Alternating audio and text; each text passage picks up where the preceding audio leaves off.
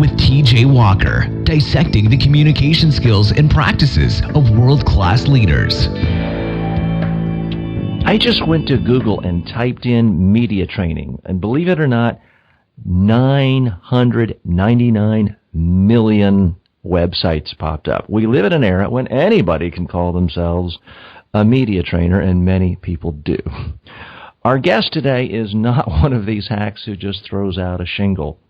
He's someone who's been in the business for decades.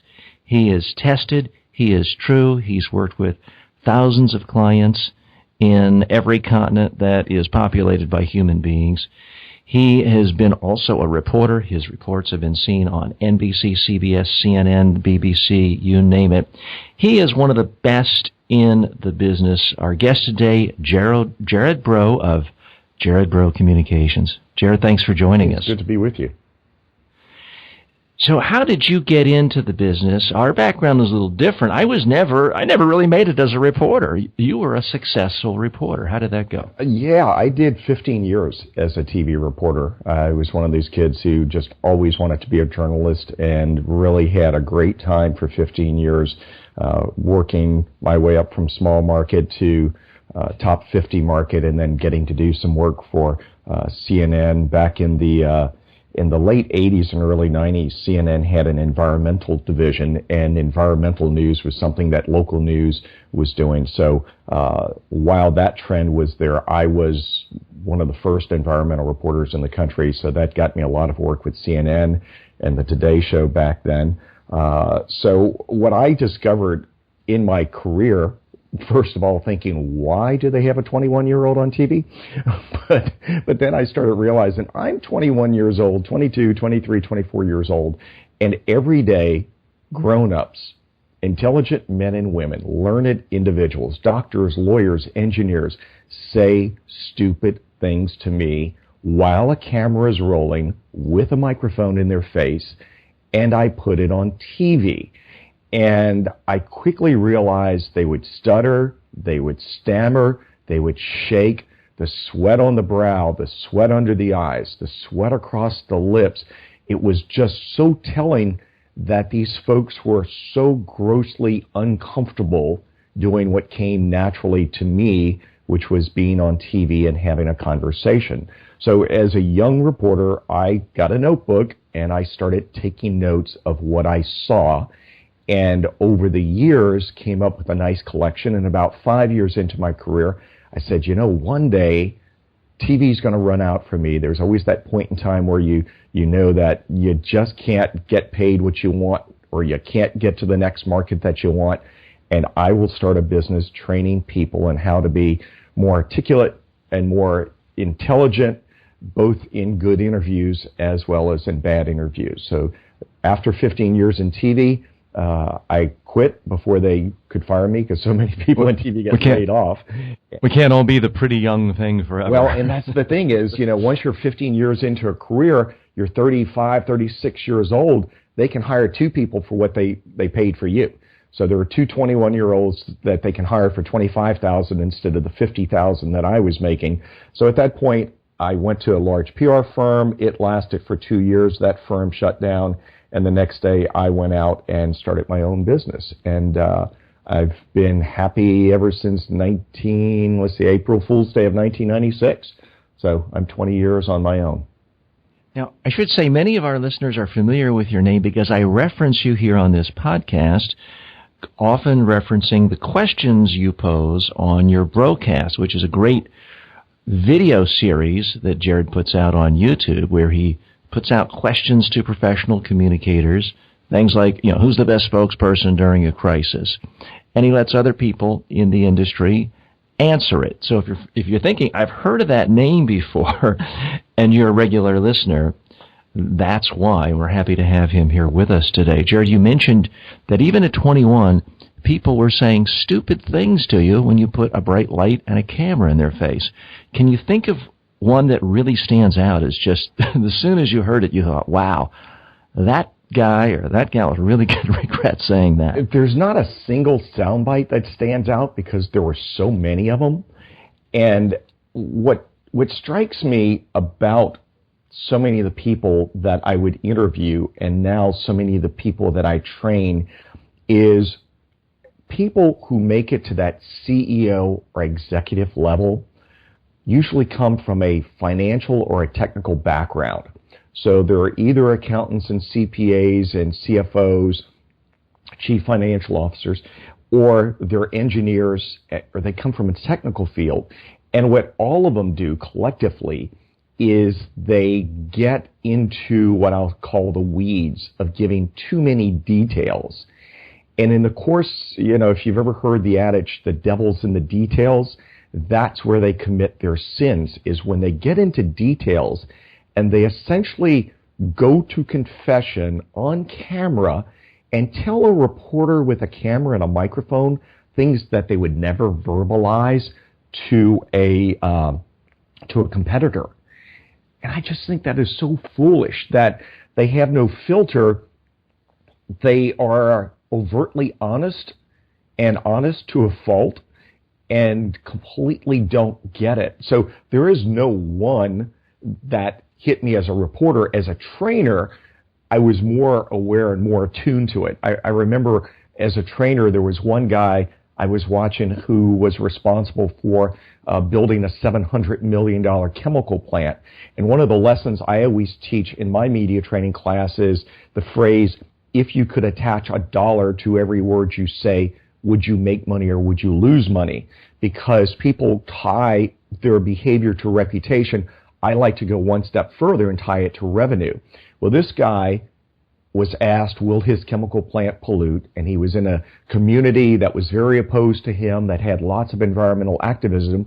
And he said on camera, well, yes, this plant will pollute. We have permits from the state to make caustic chlorine, EDC, VCM, and PVC. And that license, that permit is essentially a license to pollute. And there's your soundbite. Yeah, he was chief financial officer. He was analytical. He was too specific, and he answered the question directly without adding any context. And as a result, that $700 million facility was never built because of a 15-second soundbite. And that one just stands out and speaks volumes about the types of things that people say. And I will say he was media trained, not by me. Not very well. Not by me. Not very well. He went to one of the best firms in the country, a firm that you and I both respect in Houston. And, Ammerman is the Ammerman experience. And Mr. Ammerman kind of pioneered what you and I do, but it shows that when you go through media training class, it's not a bucket list thing. It's not something that you go, oh, I did that and I'm good to go. No, you have to practice and treat it like a sport where you practice, you have a great coach, and you practice relentlessly. That's what great athletes do. And, let's media analyze, have to do that, or media sports people. Let's analyze this particular scenario. Now, I'm assuming that you used the word pollute, which you certainly should have, but he repeated your word, pollute being, of course, a soundbite word, highly inflammatory, negative, and action-oriented. Is that the biggest blunder he made in that situation? Well, for clarity, I wasn't the one who asked the question. It was a reporter, and I was watching this guy he was a former client. I sat with him as he went through his media training. But there were a number of things. This is, one of the best case studies that I use, and I'm the only one who has this video clip, and I never give it out because it would be embarrassing for him, and I kind of need to stop using it before he catches me using it, because I was speaking at a conference recently, and a guy came up and he goes, hey, I know so-and-so. I used to work with him in Houston. And I went, oh, time to quit showing. But to your question specifically. As long as you don't use the Bob Newhart video still, that's all I ask. The thing is, the Bob Newhart video is still good and funny. Anyhow, all right, so there were a bunch of sins. The background story on this guy is he wants to build in an industrial corridor between Baton Rouge and New Orleans that when I was an environmental reporter, I covered Greenpeace on the Rainbow Warrior ship as they hung a banner from the Mississippi River Bridge in Baton Rouge that said Gateway to Cancer Alley, brought to you by Dow. And then the next day, they unfurled the banner that said, brought to you by Monsanto. And the next day, brought to you by Union Carbide. So this place became known as Cancer Alley. So you first of all have to know, he wants to build a chemical plant in a place where people think chemical plants cause cancer. Now, the reality of the science is cancer rates are no higher in this region than anywhere else. Mortality is high because people smoke. So that's the background. It's a poor state. Lots of people smoke with no health care. So the background needs to be understood in order to understand the context of the question. And every person who hears a question in a media interview has to understand there is a question behind the question. So the question is, will this plant pollute at all? But based on the background I gave you, the question is, are you going to kill everyone with cancer? So let's refresh. His question was, will this plant pollute at all? He said, well, yes, we have permits from the state to make caustic chlorine, blah, blah, blah. If the question is, are you going to kill everybody with cancer? His answer is, yes, we have permits from the state to kill everybody with ethyl death. And what you have to do in a nanosecond, and this is what makes it so hard and what people undervalue when they go through media training and when they're getting ready to go into an interview, is you have to know the question behind the question, which is, are you going to kill everybody with cancer? But you now have to be able to add your own mental slight twist to it to add context. You have to really be thinking of an answer that is, people think you're going to kill them with cancer. What safeguards do you have in place? And you cannot spin. You still have to answer the question, but you have to add context to the answer. And my context to that would be, in order for us to build this facility, we have to promise the people of this community and this state that we will be protective of human health and the environment. We have to protect the air, we have to protect the land, and we have to protect the water. Let me tell you how we're going to do that. And then answer the question about how the $700 million that you're spending is going to build scrubbers that will remove 99.999% of all pollutants coming out to the air, how the water will be treated, and the water coming into the facility will be of a certain dirtiness coming from the Mississippi River, and by the time it's treated and goes back into the Mississippi River, it will be clean enough to drink. So the water leaving our facility is cleaner than when it came in. And those are the types of things that you have to do to add context. So if we now go back and ask, what safeguards are you going to have in place? The answer is true, and it is honest, and it adds context, and there is no spin. It simply gets to the heart of what needs to be communicated, because that facility is not, or would not have been, a facility that was going to give everybody cancer any more than any other industrial facility. There are inherent risks of pollutants, and without getting into the issue of pollutants, the answer lacked context. If you answer a direct question with a direct answer, you are dead every time. I love your way of reframing it to what is the question behind the question, and getting the executive to think in those terms. What I always recommend is think about rewriting the question and answering an easier question, but doing it in a way where the reporter still feels satisfied and a fair-minded person would not feel like you had dodged. So I think you end up with the same thing, but a slightly different frame. But I like your way of putting it. How do you feel about, because you're a reporter, when a reporter says, are you polluting more? Yes or no? What do you think of the actual frame? Because I always teach people, look, the reporter can ask a question any way he or she wants, but you get to answer anyway. Don't feel the need to stick to their pre-programmed answers. But what's your thought on that? Ask me the question again. Let me process it. Is the plant some reporters, more, yes or no? Just any question where a reporter is sort of demanding a yes or no answer, a clear-cut binary answer. A lot of times what I do is state the obvious, which is a great preamble. So my state the obvious on this is, it's not that simple that we can categorize it as a yes or no. we have to add context to it. And the context would be X, Y, Z. And I would provide the context, and then at the end of providing the context, try to get to the answer.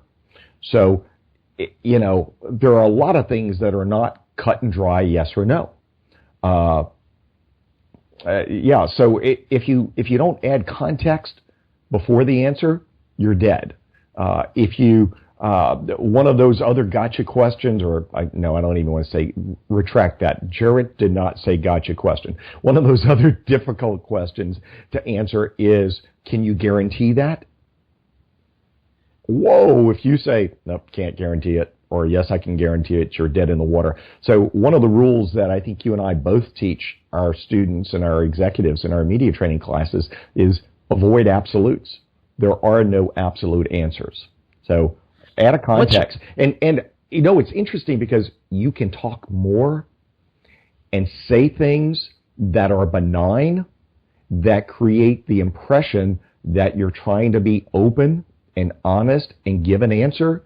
And many of these benign things, as long as you don't commit sins, they're never going to get used in the interview.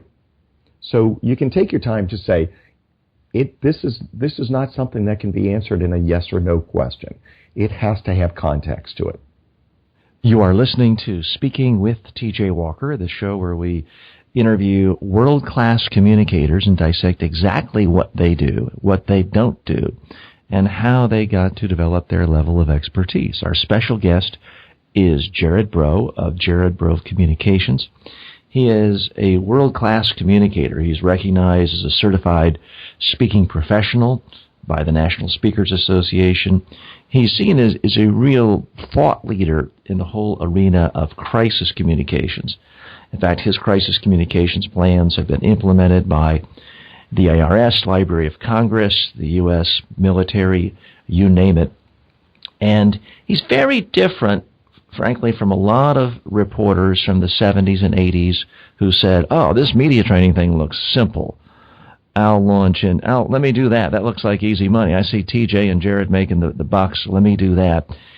I say that you're different, Gerard, because I have encountered so many reporters who, when they try to make the switch to becoming a trainer, they still have the reporter's hat on. Yeah. So they end up just lecturing the client, and the lecture consists of, don't dodge the question, don't tell me the name of your book, don't repeat your message, it's boring, just answer the question. Their thought process is just about how to make it a better experience for the reporter. Yeah. And that's a part of the process, but it's obviously not the whole thing. How did you make the transition, and what was sort of the biggest adjustment for you going from the pure journalism world to the training world? And do you even agree with my assessment of the common blunders of other journalists? I completely agree with you, and I'm so glad that you called that out.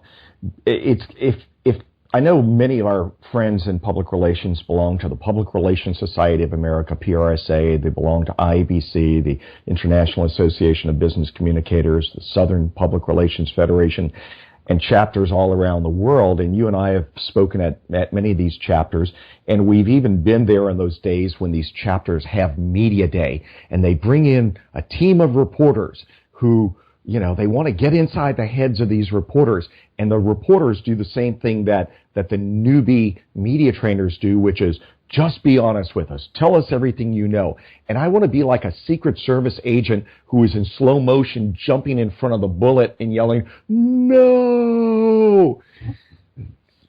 The art of talking to a reporter is to give a reporter what they need on your terms. It is not to go to confession. A reporter wants you to go to confession. The way I made the transition was the fact that, as I mentioned earlier, that at a young age, I noticed it is stupid for an executive to tell me what he just said on camera. Don't go to confession with me. Give me a soundbite. And as we move further into the evolution of media and social media and the internet, we have to realize the media is less important today than ever before. The pay is getting lower again. The number of human beings who have jobs in this sector are getting lower again. And therefore, reporters don't have time to do investigative work as they may have been able to do in the 70s and the 80s and the 90s. And it is all about wham, bam, how fast can I get it out? Give me something I can use. And that creates an opportunity for us to teach people how to speak in the reporter's inverted pyramid. So if you've ever been to journalism school, or if you've been in one of my classes or your classes, you've learned that there's an inverted pyramid style that reporters write in. If you pick up the paper, there is a headline. There is a synopsis sentence that is called the lead in TV and news jargon, and then there are quotes. And if you can teach someone to speak in a headline and to create a good synopsis sentence, which is what's going to create the context for the interview, and then to give a kick-butt soundbite quote, that's the essence of what a reporter needs to create their story. And therefore, you're giving them what they need. They don't need all the details. So if a reporter gets fired from TV and thinks, yes, I'm going to go be a media trainer tomorrow, and they haven't thought through what's in the best interest of their client, they're doing that client a disservice. They're teaching that client essentially how to commit suicide in an interview by teaching what their old persona needed, what their old person wanted, rather than, it's kind of like being a prosecuting attorney and a defense attorney, right? So when you're a reporter, you're the prosecutor. You're prosecuting that person with the types of questions you're asking. When you're a media trainer, you have to be in the posture of helping them defend their reputation, not teaching them to lie, not teaching them to spin, not teaching them to avoid the truth, but how to put context around the truth. And great analogy. The biggest thing that's come to me after doing this 20 years, the more you teach it, and the more I actually try to make sure I'm doing a certain number of interviews a year so that I can practice my own skills, the more I've realized that the essence of what media trainers have been teaching for the past 30 to 40 years is missing something really huge that I've added, which is a preamble sentence that provides context for every interview. It doesn't mean that preamble is ever going to get used, but a lot of times that preamble becomes the lead of the story. And I've gotten very good at writing these things, and I spend a lot of time before I get to media training. People think, oh, media training can be expensive. Well, what you're paying for is the preparation for the media training and the writing of preambles on my part and creating a key message system.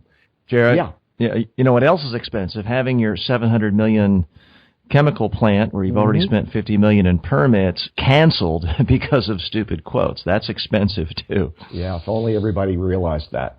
And you're more in touch with this than I was, but to me the all-time example of expensive non-media training is the CEO of BP during the Gulf crisis. Their stock price dropped $35 billion in 6 months, in part because I think of how he mishandled it. Let's table that conversation. You've unpacked so many nuggets here where I really want to dive much deeper.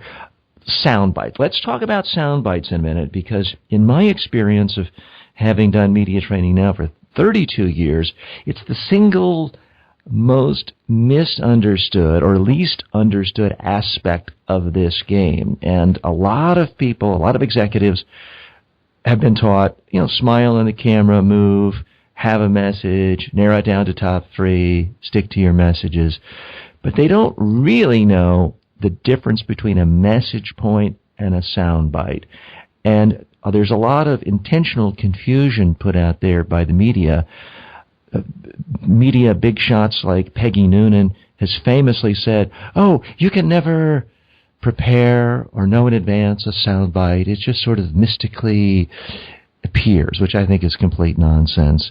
The problem I see with many journalists and even media trainers is they are so instinctively good at framing things in sound bites that they're lousy teachers. It's like Michael Jordan teaching you to be a basketball player really isn't worth much, because you want Dean Smith coaching you, not Michael Jordan. He knows it so well. So I have my own techniques, but I want to know, if I come to your class, how do you teach me how to take a message and turn it into a soundbite? The first thing that I have observed is what has been done in media training for decades is wrong. Teaching people 3 key messages creates a lot of ad lib. And it is the ad lib of an interview where you commit the sin that eventually causes a noose to go around your neck, and there's a sudden fall, and you stop breathing and die 1,000 deaths right there on air or in the paper the next day or on radio. But by the way, the last 20 seconds of what you said, about a dozen great sound bites.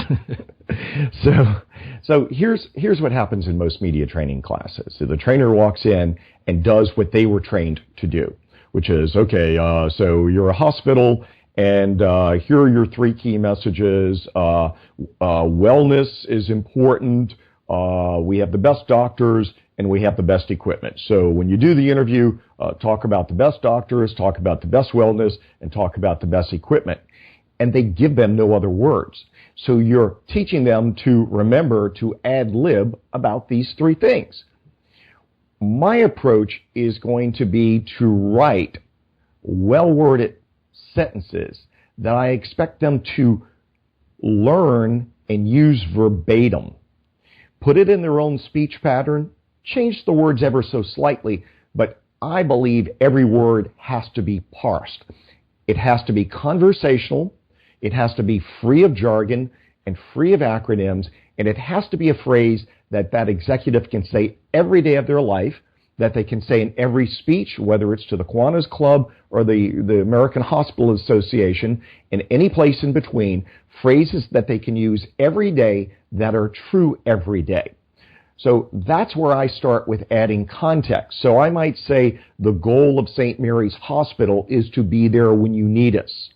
We're here to treat those little crummy things like the flu or a trip to the emergency room. We're here to treat those major illnesses, such as fighting cancer, with our world-class medical staff and the best equipment possible. But we're also here to make sure you don't have to come to our hospital through our wellness programs. That added context to everything this hospital does, and every hospital does the very same thing, and those are the 3 things. Treat the crummy stuff, treat the big stuff, keep you from getting sick. Most doctors and hospital executives would refuse to say a phrase like, treat the crummy stuff. But how does the average person at home talk? Do they go, I'm sorry, I think I have an acute illness this morning? No, they say, wow, I feel crummy today. I don't feel right. I need to go to the doctor. So the first thing I'm going to teach people is that your opening statement has to be verbatim, and it has to be repeatable, and it has to be in the language of the audience. And keep in mind, the average person who watches TV has a 6th grade education, and people who read in print want to read at an 8th grade reading level, so it's not deep, and it's fast and easy to consume in a world of information overload. So the first thing I'm going to do is really set up the 3 things. And so what I've done in that opening statement is I hit on all 3 of those talking points. But now I'm going to, if you visualize a tree, picture that as a tree trunk, and visualize 3 big branches. And I'm now going to do 3 on top of 3. So the branch about the crummy stuff, I'm going to give 3 examples of simple things that the most people would come to our hospital for that are those little things. I'm now going to give 3 examples of reasons people would come to our hospital for 3 major illnesses. And I'm going to give 3 great tips on wellness. So I can either talk about the crummy stuff, talk about the major illness, or talk about wellness. I can talk about one, I can talk about all, but I'm each going to create verbatim sentences to get them started, and the quotes are going to be embedded in those sentences. And I am manipulating not only the reporter, I'm manipulating the interview and da-da-da-da. I am manipulating the edit because I'm speaking in headlines, I am speaking in a lead, and I'm speaking in quotes, and I'm virtually guaranteeing that what I said is going to get used. How do you get your clients to actually memorize statements verbatim? Because I find, other than professionally trained Broadway actors, most people have an extraordinarily difficult time doing that. I know myself. I've sometimes been asked to do commercials or short segments for spots in movies that went nowhere. And I had an extraordinarily difficult time memorizing even 12 seconds of text, yet I can do 100 videos without having to do a retake or a single edit in a day if I'm just talking. So I'm wondering, what magic sauce do you have to get people's memories to work better? Because also when they're nervous in a real interview, it's even harder to have good recall. The secret is don't memorize. The secret is to internalize. And the difference between the two is that when you're memorizing, the words are in your head. When you internalize, the words are in your heart. And if they're in your heart, they're going to be true. The other key is the phrases have to be simply worded in colloquial language that can be used every day. So it is the repetition of giving them phrases that they can say every day of their life that allows them to internalize it. A good way to use an analogy to explain this is think of what it's like when you tell jokes. And the first time you hear a friend tell a joke and it's really funny and your friend gets a lot of laughs, you try to tell the joke to your friends and the punchline isn't quite there and the timing isn't quite there and the laughs aren't as big. And then the next time you tell the joke, it gets a little funnier. And then the third time you tell the joke, boom, the repetition is there and you're getting the big laugh. Likewise, look at comedians, stand-up comedians. You know, Robin Williams, God bless his soul, would still go to improv clubs. Jay Leno, great comedians, still go to improv. And that's because there are shows on Wednesday, Thursday, Friday, and Saturday. 2 shows every night. Wednesday night, the crowd isn't that sharp, although it could be some scouts checking you out. But the fact is you can bomb on Wednesday and realize that your bomb led to bigger laughs than the original joke. So you rewrite your material and critique it and tweak it a little bit. So on Thursday, it's a little better, still rough, but by the end of that 4th show, 2 on Wednesday and 2 on Thursday, you now have some good repetition. And you kill it on the 2 shows on Friday and kill it on 2 shows on Saturday. It's the repetition of internalizing it. So if a person does media training the day before their interview, that's not good. You need to, A, plan a good media training class before you need it, and then do refresher classes once a year at a minimum, but also do a refresher on the topic before every interview. So my secret is to write words that also have a logic to them. The reason you can be spontaneous is because you have that reporter's mind of remembering things in chronological order. And you can be good at it, and I can be good at it. I'm better live than I am reading the teleprompter. But when you're preparing for an interview, even I write down the phrases that I'm going to say and nail.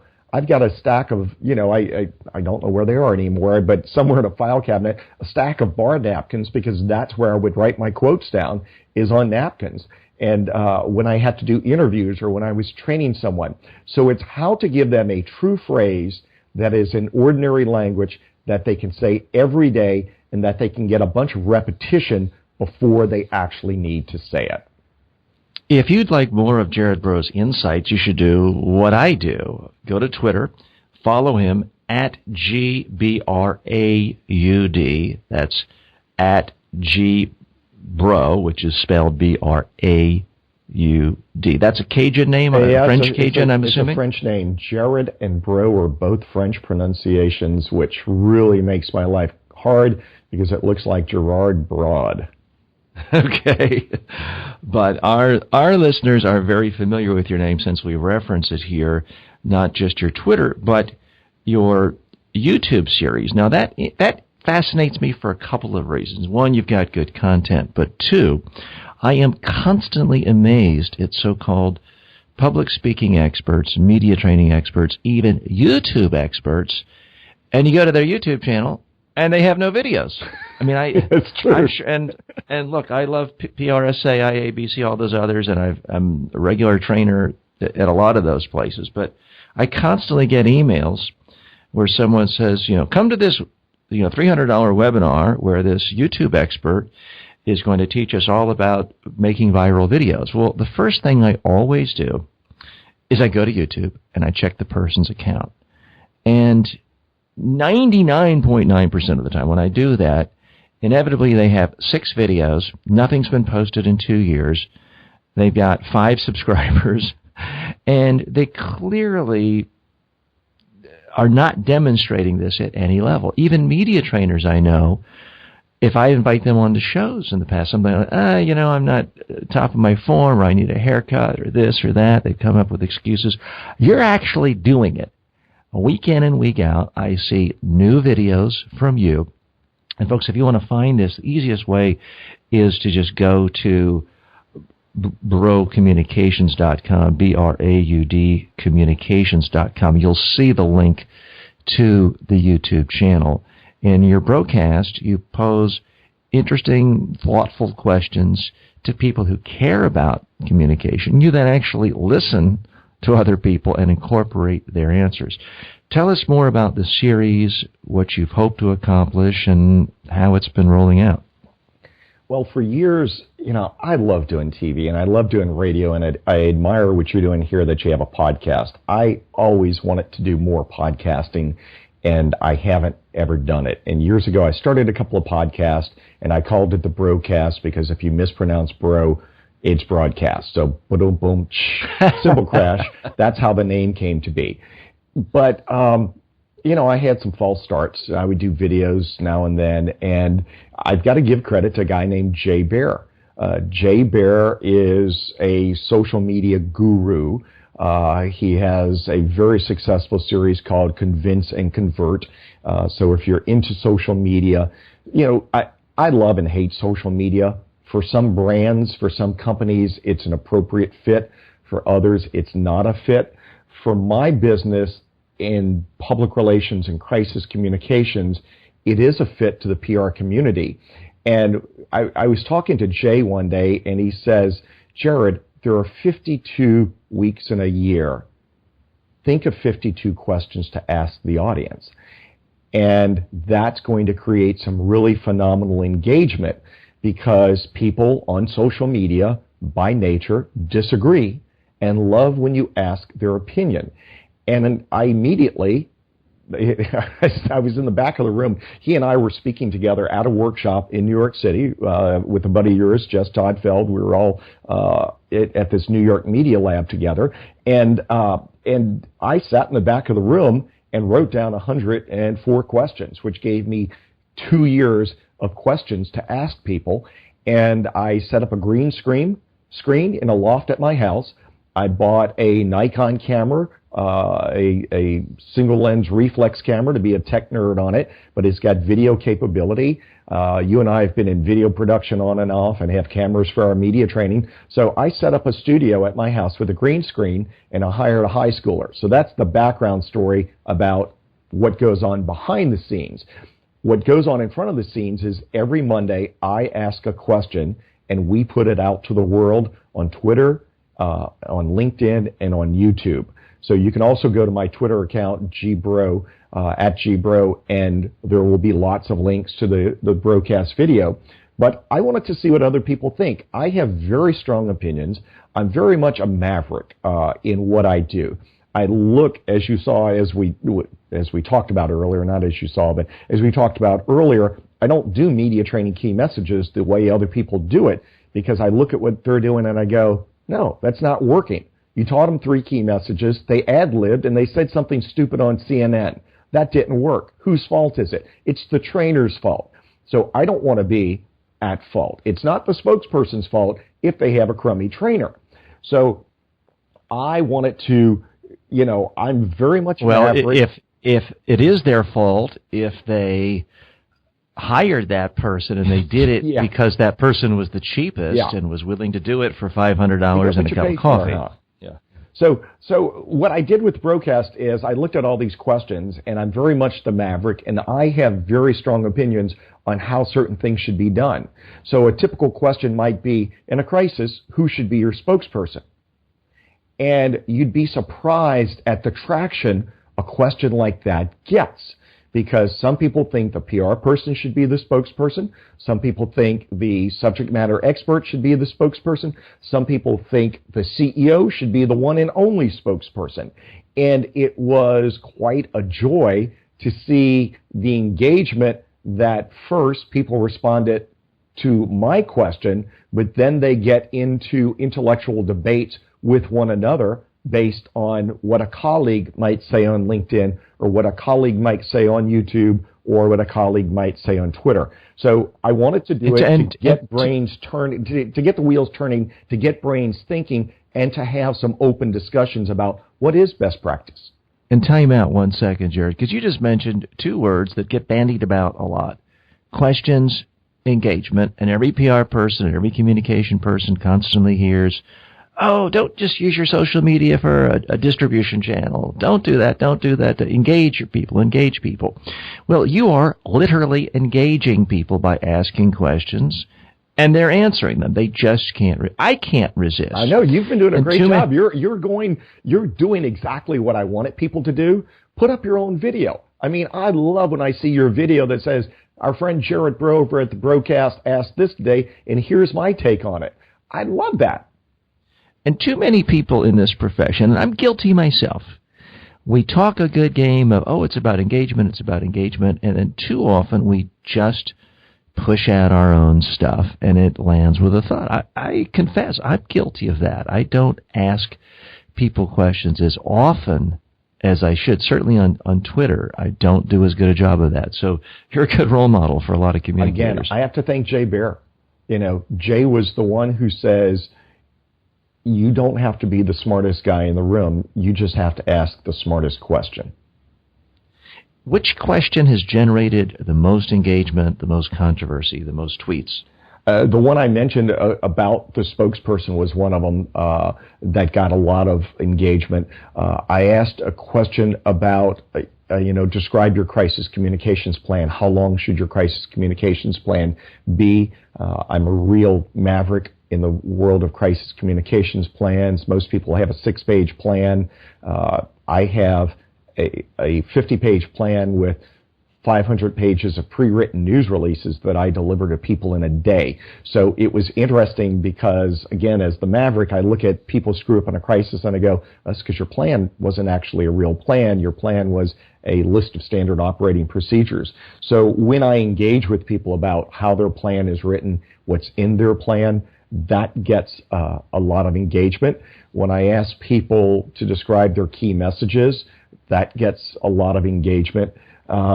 It's those often sensitive things to pit the PR person against the lawyer or against the CEO, and it's to ask questions about the pain, problem, and predicament that PR people face. You know, what is the struggle that the average PR person is facing right now?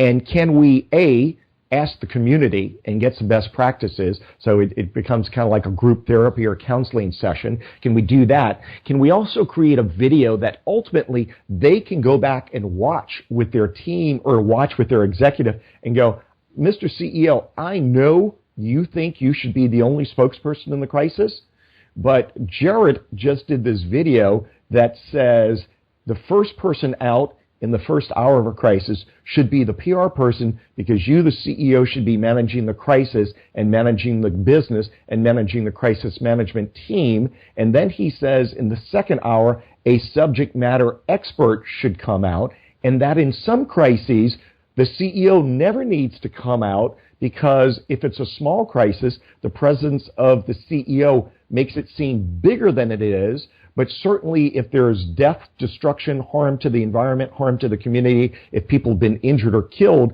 the CEO now needs to come out as the person expressing the maximum empathy. So what I do in a video like that is we aggregate opinions, then I add my take to the opinions that I see. but it gives them not only the engagement tool during the week, it gives them best practices of their colleagues, and it gives them a "I told you so" video to go to the boss with to say, can we have our own discussion internally about our policies and procedures and perhaps what we need to retool right here. And let me stop being a hypocrite for a moment and practice what I preach, because we're 3/4 of the way done with the program, and I haven't done what I should have done earlier, which is to remind listeners, if you have questions about public speaking, media training, crisis communications, if you post them on the blog or Facebook or wherever you're hearing or experiencing this, then I'll answer that typically in our weekend edition program when I don't have guests. So post your questions. You can also email them to tj@mediatrainingworldwide.com, and all this information is in the show notes. If you have suggestions for other great guests like Gerard, let me know. We are always looking for great guests. And as soon as you finish listening to this show, do me one little favor and just send a tweet to Gerard and thank him for his appearance. If there's something he said or you had a question for him, let him know about that. And feel free to participate in his broadcast question series. Again, you can find him on Twitter at GBRAUD. Gerard, there's two questions I'm dying to ask you about crisis communications. One is, how do you balance the need for thoroughness with the fact that in a crisis, and it's 3 a.m. and there's a fire, complexity can be your enemy because it's too overwhelming to go up either on a shelf or in a computer document to sift through 500 pages. So I wanted you to talk about that first. But the second big question is, I have found PR people can talk all day long about this plan, that plan, strategy, but then a crisis hits, and the CEO has to make decisions. And quite often, there's the low-level PR person who's maybe 26, making $39,000 a year, giving perfectly good advice that you or I would give. And there's the 50-year-old chief legal counsel who's making $1 million a year. The CEO's making $3 million a year. They belong to the same country club. They use the same tailor. And the lawyer, the chief legal counsel, is saying, my advice is no comment. And that's who the CEO listens to, in part because there's such a difference in stature within many corporations. Okay, so what you've described is the pain, problem, and predicament of PR. And if we look at the pain, problem, and predicament, then we have to figure out, how do we solve this? And the first way to solve it is to recognize that the worst time to deal with a crisis is in a crisis. And the best time to deal with that crisis is on a clear, sunny day. And what I developed for my folks were two things that were really three things in my process that revolutionized what my clients were able to do and the buy-in they're able to get from the executives. There's the old saying that an expert is somebody who comes in from 50 miles away and you pay them. And many people bring you and I in to train them when they could be training their own spokespeople, right? But you and I, or no, let's be honest. The fact no, is, I agree. The fact is, if you and I do let's step back for a second. If you and I are doing our jobs right as trainers, we're willing to get fired. We're willing to be enough of a hard ass on that person that's in that class that we bring them to failure and bring them to success and let them screw up in private so they don't screw up in public. Who's going to do that to their boss without fear of getting fired? So that's the first reason to bring in outside experts. So when I get brought in as an outside expert to help someone write a crisis communications plan, there are three things I'm going to do. One of them is engage with the executives in a vulnerability assessment to scare the pants off of them, to help them visualize everything that could go wrong, from the fire and explosion with fatalities to the natural disaster tornado that destroys a facility to the smoldering crisis of one of the top executives got caught with a hooker last night while another one was downloading kiddie porn. All of these are crises that not only hurt the reputation and revenue of an organization. So step one is to scare them to death. And have that come to Jesus moment, if I may use that colloquial expression, where you come to that realization that, you know what, things could get really bad.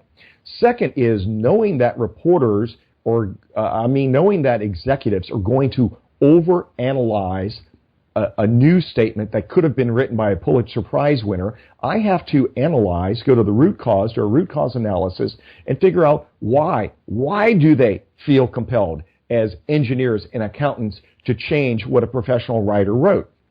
And it's usually because of commas and semantics.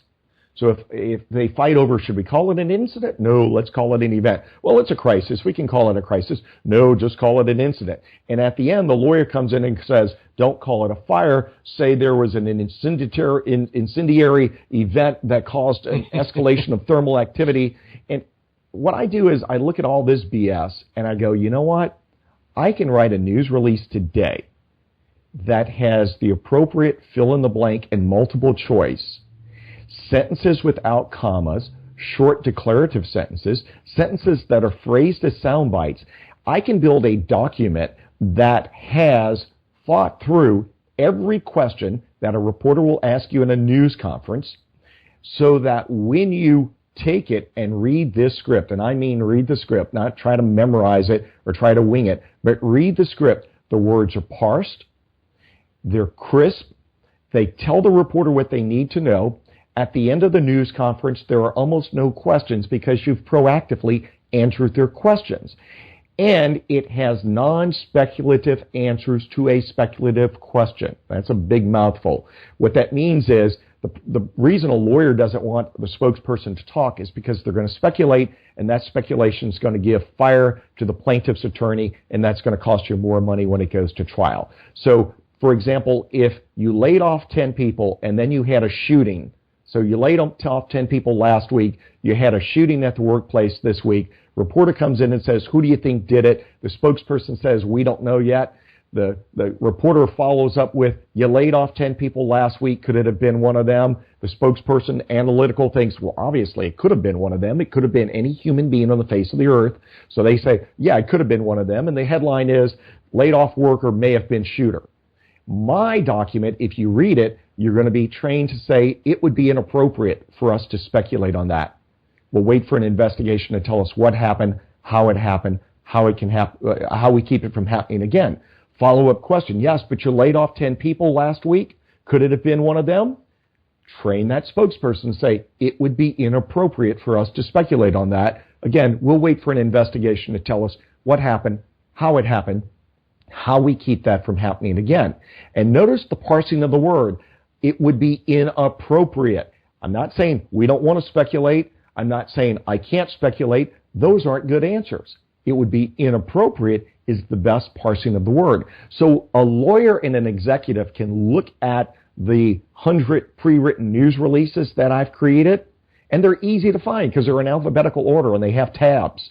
So it's easy to search for these documents. It's easy to find. They can read them on a clear sunny day, and I have never, ever, ever had a lawyer change a word on any document in my plan or in those news releases. Now let's jump to the plan. That should be, sorry to interrupt, Sure. That should be your thesis headline on your sales page for your crisis communications, because I think that's what would sell you to PR people, because they're tired of dealing with lawyers. And some of my best friends are lawyers, but that's a great testament to how you've crafted it. Well, the next thing would be the plan. If most people look at their crisis communications plan, it's 6 to 12 pages of standard operating procedure that somebody did so they could get their company bonus. And it says things like gather information. Well, la-di-da-duh. Did we really have to write the word gather information on a piece of paper? The next one's going to say, consider what your key messages would be. Duh.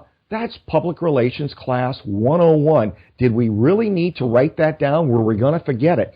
And it says stupid stuff like that. Consider who your spokesperson should be. No, today is not the day to consider who your spokesperson should be. You should have an addendum in your binder that tells you who your top 5 subject matter experts should be. So I get obviously excited about this and I have to calm down, but I get really mad when I see PR people doing what their forefathers did, which failed them. And then I get people who say, well, every crisis is different, so you can't have one crisis communications plan that fits every crisis. BS, with a big capital BS and 5 exclamation points. Here's the secret that I've never told an audience before, and I'm going to say it right here, TJ, on your podcast. The difference is described and handled in the pre-written news release. But in every crisis, you must gather information, confirm it with your crisis management team, create a news release, and then send that news release out to the web, email it to the media, send it to all of your employees, send it to your stakeholders, and if necessary for a news conference, read it as a statement. One statement goes to everybody, but the sequence that a public relations person takes never changes. It's pretty much rinse, lather, and repeat. So what I did when I created my plan, and the first version was done in 1996, it's registered with the Copyright Office in Washington, D.C., and what I do for people now is I let them buy a license to what I've created over the past 20 years. So, for less than $10,000, you can have something that I've put 2 million man hours of labor into over 20 years, but the plan is so simple that anyone who can read can execute it. And you mentioned early on that when the crisis is happening, it's 3 a.m, we're groggy, or our best friend got killed, and there's anxiety, and that's the pain, problem, and predicament that I solve in my plan, which is, open this binder, and even though it's 50 pages, it's 50 pages single-sided, 16-point type, line and a half, so you could condense it into less pages, but you can read it when you don't have your glasses on. And if you follow it, you can't screw up. Just follow the sequence, ask the questions at the right time. It's going to tell you exactly what questions to ask so that you're not forgetting to ask something important. It's letting you have situational awareness for the entire crisis management team, and that team can put out the fire if they need to put out the fire. Let another team do that while your team does the communications. And one final point. Every organization needs 3 plans: a risk management business continuity plan to restore the supply chain, an emergency plan for when there's an emergency. And when any of those plans are activated, the communication plan is activated. But if somebody is downloading kiddie porn, the risk management plan never gets used and the emergency operations plan never gets open, but the crisis communications plan does. The crisis communications plan should be used and will be used more frequently than any other plan. But what happens is corporate executives expect the PR people to simply be a wizard. There's so much denial among leaders or people who should be leaders that will just get everybody in the room and figure it out. And most of the people who think they can figure it out are going to take 4 to 5 hours to put out a news release, and none of them know what Twitter is because they're not on Twitter. And none of them realize the power of Facebook because they're not on Facebook. So off my soapbox and back to you. Gerard, you mentioned earlier that often people don't really need to hire us. They could do it themselves. They should be able to do it themselves.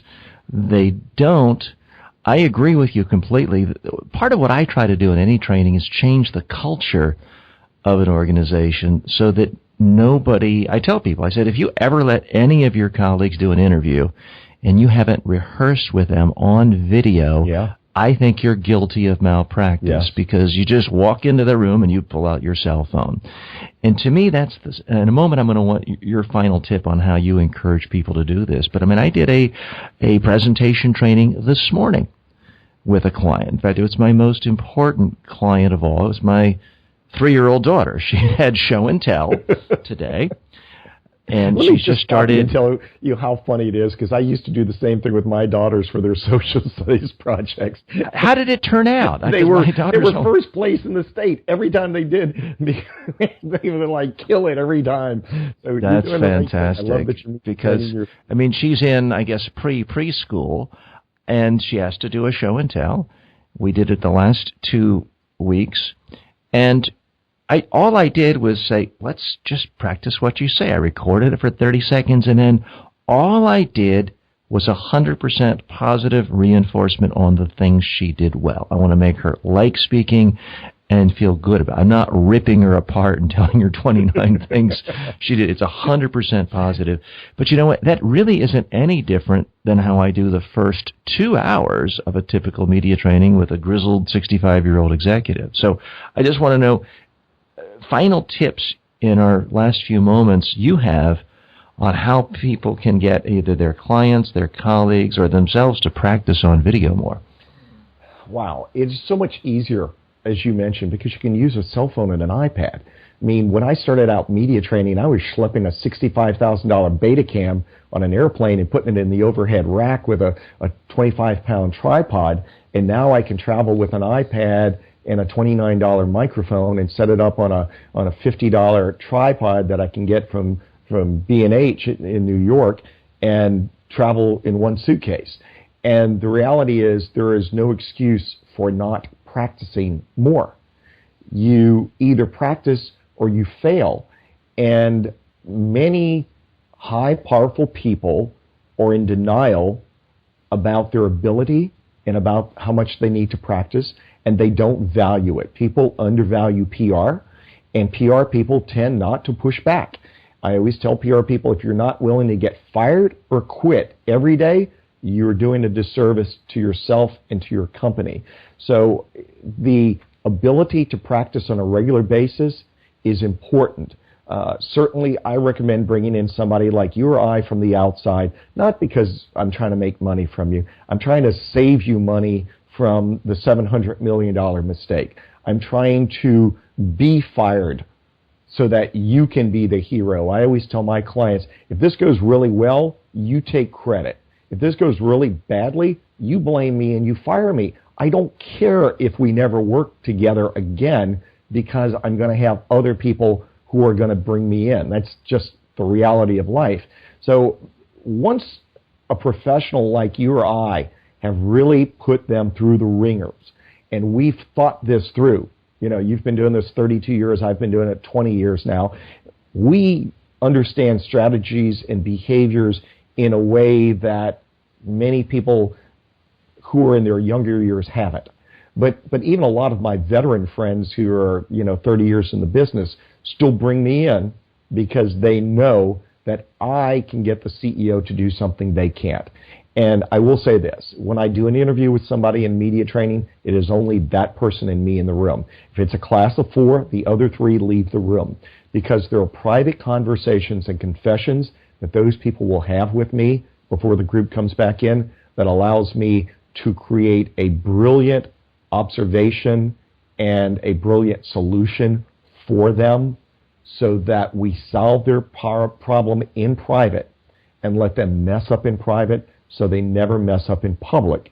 And then you, the PR person, can then do the refreshers based on what they learned and polish them. And it's got to be a working relationship between the trainer, the PR team, and the spokespeople who are being trained. It's a 3-way relationship. And ultimately in life, it all comes down to having good relationships. And the one other thing I would say is find a person who is a good fit. There are some people I don't want to work with because we simply aren't a good fit. I've been in a room with trainers who simply compliment them.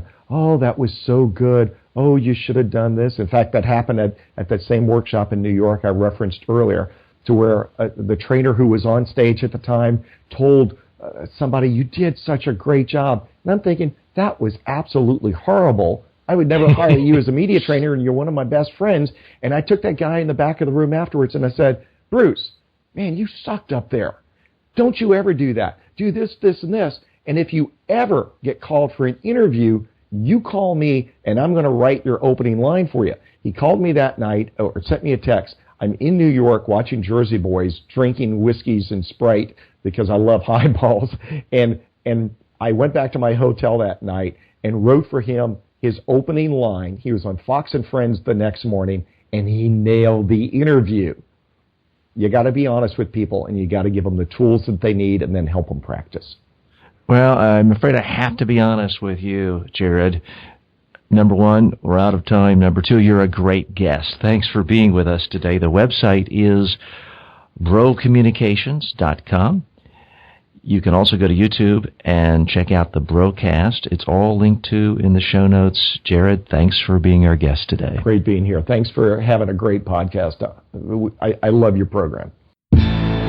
Thanks for listening to Speaking with TJ Walker, where the communication skills and practices of world-class leaders are dissected.